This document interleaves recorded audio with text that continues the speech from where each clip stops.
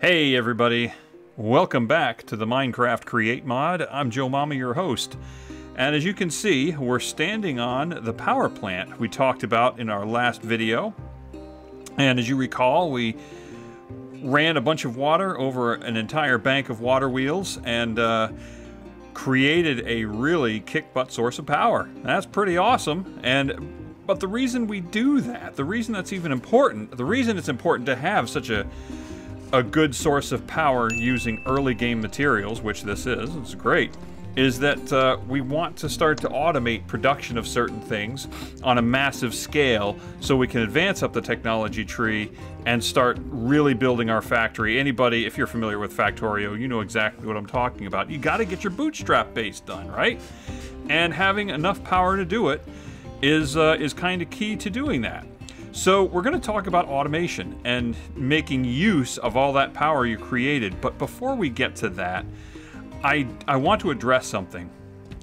We got a question from Board Bob, a friend of mine, and he posited the question noticing that the last couple videos, or rather the first couple videos that we did, we talked about the water wheel. And first we introduced the water wheel, and here it is, which basically just involves taking a water source block and letting the water flow over part of the wheel, and it gives us a 12 RPM speed along with, what is it, 192 stress units of available power, we'll call it. So, and those two factors together, the 12 RPMs and the 192 stress units, that basically dictates what you can do with the wheel and how fast the stuff can go and all that. So we said, well, you know what? If we want more power, why don't we just take the wheels and parallel them together, right? And then we came up with this. And we connected them with a shaft, and it worked great. So that's extending, increasing the power of the wheels along one dimension. You know, we're just adding like the length. You know, it's one wheel. Imagine a single point, and along one dimension, it's like, okay, let's just add more wheels and see if we can increase the power. And yes, we found out that it does indeed totally work. We maintain the same speed, but we get 768 stress units on that particular arrangement right there. So that was pretty cool. But then we realized that we could actually take two wheels and put them side by side, a couple of water source blocks, and connect them with a shaft, as we are here, and we totally get... See, do we actually have it recorded somewhere? No, we don't. But we are able to add the power that way. So we can add wheels front to back, and we can add wheels side to side. So that's two dimensions. And we applied that to this right here. Okay? We took basically 98 water wheels? It was 98 water wheels, but effectively it's 84 because we have 6 rows of wheels that are synced together. Notice they're arranged in much the same way as that we just saw. And they're 14 deep and 6 wide, so that makes 84 wheels. We also added a 7th just because we had room. But you know what? I mean, it spun at a different speed, and it's useful, but it doesn't mesh with this power very well, so we didn't do anything with it. And you know what? I'm going to leave it alone and not really address it anymore. We're not going to talk about that. So seeing that, we extended power production, we multiplied it to the left and right, and we multiplied it front and back, 2 dimensions. So now we've got power running that way and this way. So Board Bob asks, well, can you do it in depth as well? Can you go the 3rd dimension? And I did a little experiment, and indeed you can. So what we did is we take one source block and we do like we did. We allow it to pour over the one wheel, but rather than just, you know, catching the water, we allow it to flow over yet another wheel and then yet another wheel. And then we could go on indefinitely, and we can connect them with a shaft. And as we see, there's our 12 RPM, and there's our 576 stress units. That's 3 of these things together. So that it totally works. So yes, the answer to that question is yes, we can do it. But I took the experiment a little bit further. I noticed, okay, I said I wouldn't talk about this thing, and I go right to talking about it. This power right here, this row of wheels right here, notice it's only making contact with water along these two surfaces right here, basically along one side. And I think that's the reason. It's 128 stress units, so it's a lot less than this one over here, 192. And it's spinning at 8 RPMs instead of 12. So I'm thinking, well, what's the difference? Why is it doing that? And I'm thinking, well, it's making less contact with the water, so it's spinning slower and with less power. Thinking, well, if the game keeps track of that sort of thing, and the lack of contact with the water makes it spin slower, what if we increase the contact with the water by allowing the water that spins over the wheel come back under it and touch it from underneath? And we would do that by actually shrinking this whole arrangement. Like, notice this. These wheels are separated by 2 blocks, as I illustrated here. Here's 1 block, here's 1 block, and then there's 2 blocks in the middle. Well, what if we separate it with only 1 block? And do I have that demonstrated? Well, the shaft. Take a look at the shaft. There's only 1 shaft unit right there. So we've actually compacted the design. And look at how much more contact the water has with the wheel. It's a lot more. In fact, look at that. We go from 192 to 256 stress units plus 16 RPM instead of 12. So right off the bat, we've got more speed and we've got more stress unit capacity, more torque and more speed, which means more power. And so 768 stress units for this total arrangement. And I think that was as much as 4 wheels were over there, right? I'm thinking right over there. We had, oh, right behind that wall right there. 4 wheels together was 768. Well, now we're doing it with just 3.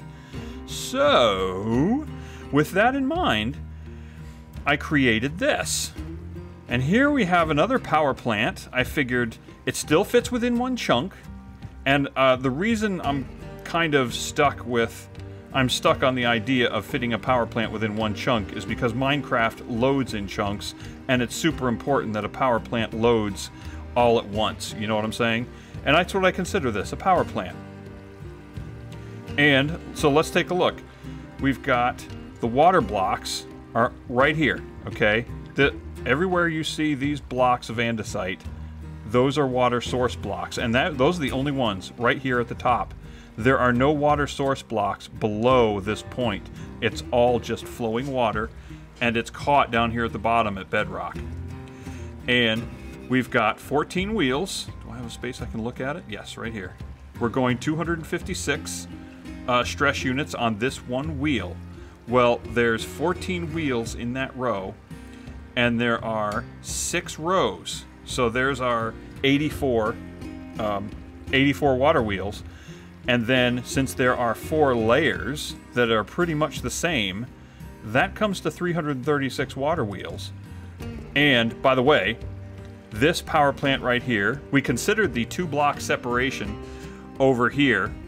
I wasn't thinking too much about depth and seeing if I can make it compact top to bottom, so it took up 3 and a little bit underground. It took up 3 blocks of height. Well, in this case, we've got 4 layers instead of 1. And rather than taking up basically, basically 4 layers, 3 stuck above the ground, this is taking up 10. Let's see, 1, 2, 3, 4, 5, 6, 7, 8, 9, 10. And now you can add, if you want to add a floor or a factory floor, that would make it 11. But in reality, it's only 8 because each layer is only 2 deep, and there are 4 layers that are actually producing power. So if you want to add additional layers, you only have to, in your mind, just consider, okay, add 2 more layers, 2 more blocks. Okay, so 1 more layer would be 2 more blocks. So that, I think, is very compact. You could go all the way to bedrock. I don't see why you couldn't just make it all the way up to the surface with 60. I mean, we'll consider that we have adamantium shafts, I guess. By the way, here you can see all the shafts are connected. They come to this central shaft right here. And we've got a 16 RPM rotation and 86,000 stress units available for power production. So, available for doing work. I mean, power production is already done. We just need to do work with it. So, I just wanted to show you that. But in order to make something like that, you would really have to produce a crap ton of water wheels in survival mode. So what I'd like to talk about today is automation. Let's just imagine that you create this power plant right here, this single layer, from scratch. You use your hand to create everything, which is fine. It wouldn't take that long. It would take a bunch of resources, but it wouldn't take that long. You have a lot of available power. If we take a look at this right now, this is sitting at 16,064. Yes, there are things attached, but notice I've got these clutches engaged that are stopping any of this from drawing power. And there's a reason for that. I will get to that. But first, another thing I wanted to address is that somewhere in the last week or so, we hit 500 subscribers. So thank you guys for doing that. And it's basically telling me that you're okay with the content, and I appreciate that. And hopefully with the CREAT Mod, oh my goodness, I'm having so much fun with this, we'll be able to do a whole lot more. I hope so anyway. So there's a few things I want to do, but I'm thinking this is going to take 2 episodes. So the first thing we're going to do, I think, in this episode is we're going to talk about the automation of the production of brass. Okay. Now, brass is an important item. Everything you see here is made of brass, just about. I mean, yeah, there's the gearboxes that are made of andesite alloy, but brass is a pretty important one. And I just want to walk you through this production of, mass production of processing brass that I made and show you how it works before we crank on it. I mean, think about it. You've got all this power, 16,000 stress units. You might as well use it for something. And you can use this for mass-producing items, for making the factory even bigger by using something like this. This I wouldn't recommend taking on in survival unless you plan on doing some automated production of the components needed to build it. You know what I'm saying? So you would use a plant like this to power your bootstrap base, which is essentially what this is. And you're going to find, again, 16,000 stress units is a lot. So don't be afraid to do what I did here. I actually, let's see, this outputs at 12 RPM. So I went ahead and upped it. I upped the power or the speed by 8 times. So now, instead of 12 RPMs, it is now 96. Yeah, so 12 times 8 is 96. So I just doubled it 3 times. I doubled the output speed 3 times. Now that also means that each of these components are going to put 8 times the stress, but that's okay. I am fine with that. We've got enough wiggle room to make that happen. Okay, so let's talk about the automation process here with this particular arrangement. We start out with the copper ore, which is already sitting there, and the zinc ore. You put them into this chest, okay? If I take them in my hand, let's see, empty one of my hands here, take that. Okay, so we got our copper, we've got our zinc, and I've got these funnels right here. Notice the filter on them is, can you see it? Copper. That's the filter for copper ore, and this is the filter for zinc ore. So if I put this in here into this chest, the zinc ore is going to pop out there, and the copper ore is going to pop out there. So we'll go ahead, do that, and there they are. They pop out, and they're waiting on the depot for something to pick them up. And the way this is going to work is these arms are going to reach over. They're going to take their respective ores off of that depot and put it into their respective hoppers. So this arm right here is going to pull the copper and put it into this hopper. Or rather, it's not a hopper, I'm sorry, it's a funnel. It's a brass funnel. And this arm is going to pull the zinc ore and put it into this one. And once they go in there, there's a milling machine. There's a millstone that's going to grind it up into crushed ore. So there'll be crushed zinc ore on that depot and crushed copper ore on that depot. So once they're processed, this arm right here is going to see them, and it's going to pull those ores and put them into this basin. Now this basin is underneath this mixer. This mixer is going to come down and basically mix the crushed copper and crushed zinc into crushed brass. But in order for that process to happen, the basin needs to be heated. And for that, we've got this captured blaze right here. Now, the blaze is smoldering right now. It needs fuel. So, and by the way, there's an achievement for this. if you set up an arm to pull fuel like I did, we put copper right in here into this chest, and the copper, since the arm can't pull directly out of the chest, we always set up a depot for it to supply the arm. The copper comes out, falls onto the depot. The arm grabs the copper, or not, did I say copper? Coal. The arm grabs the coal and that falls out of the chest and puts it in two places. First, it puts the copper in with the blaze, which will light the blaze up and allow the mixer to produce the crushed brass. And then it will also supply copper to this blaze furnace. It will put it into this funnel and put it into the blaze furnace. So it'll put copper in both places. Now this arm right here will take this brass and pull it from here and put it into this top funnel to go into the blast furnace as well.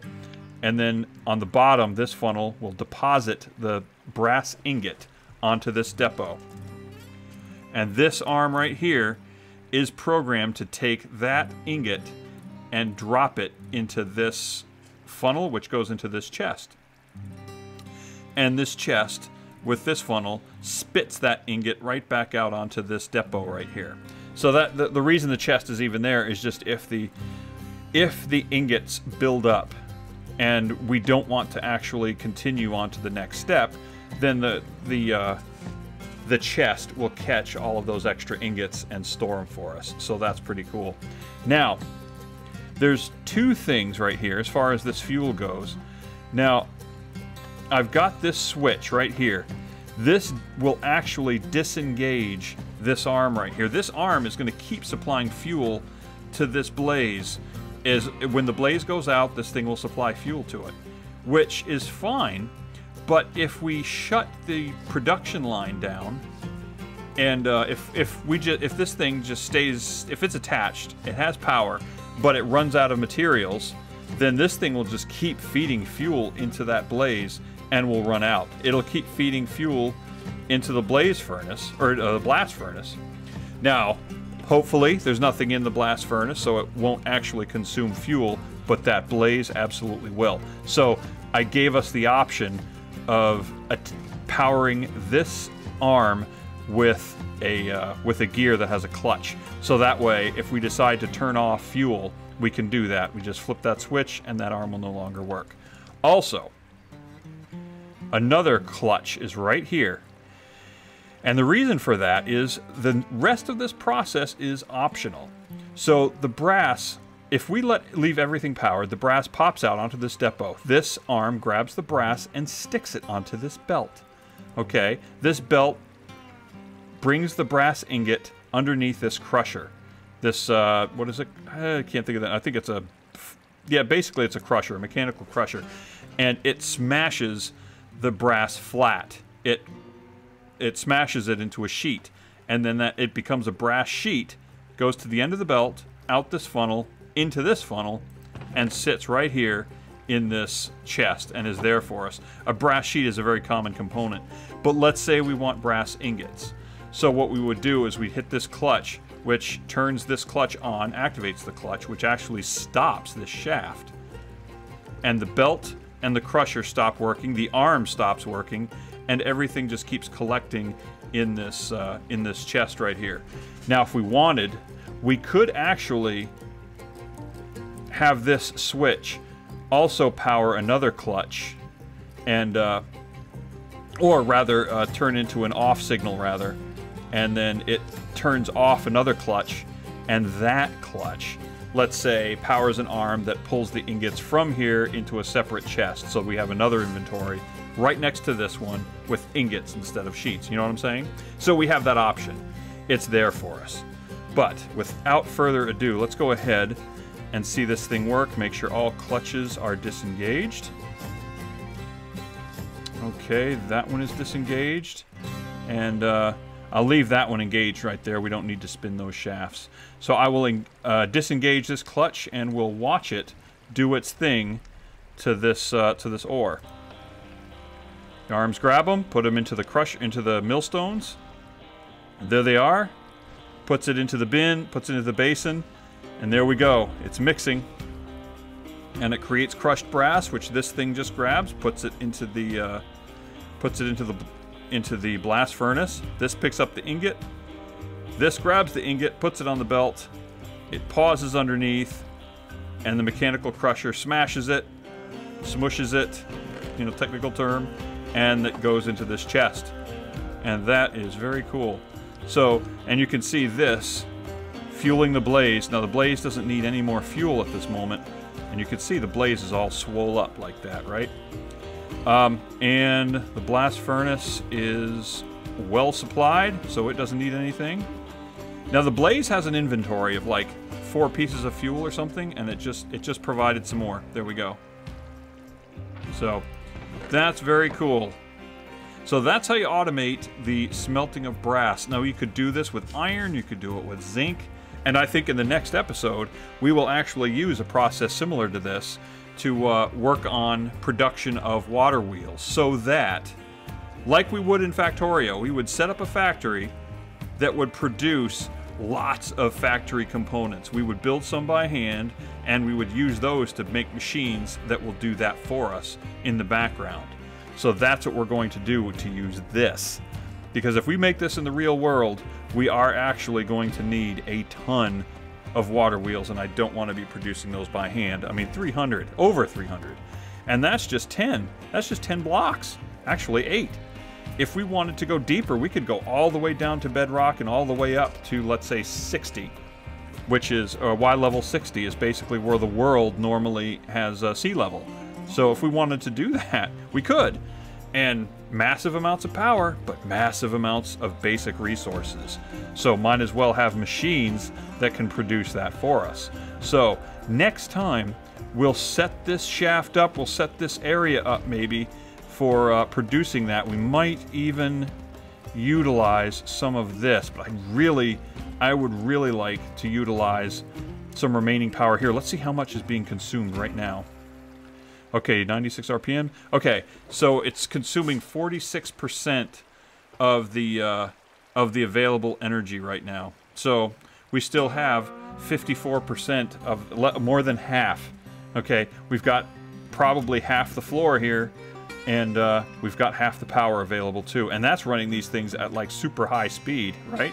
I mean, that's pretty cool. So anyway, yeah, there you go. There is a full-blown automated production. I love these belts. By the way, I don't know if you're aware. Can we dye it after it's already been dyed? Yellow, because we all know yellow belts from Factorio, right? Yeah, look at that. There we go. We just dyed it yellow. That's very cool. Alright guys, well hopefully you found this interesting, and hopefully it's simple enough. I mean, these power plants are super simple to make. Super simple. And just give it a shot on your own, and you won't have to worry about these, Mumbo's self-sufficient furnace engine. It's a great idea, and it's certainly awesome that he built it, but the reality is, if you're early game, you totally don't need it.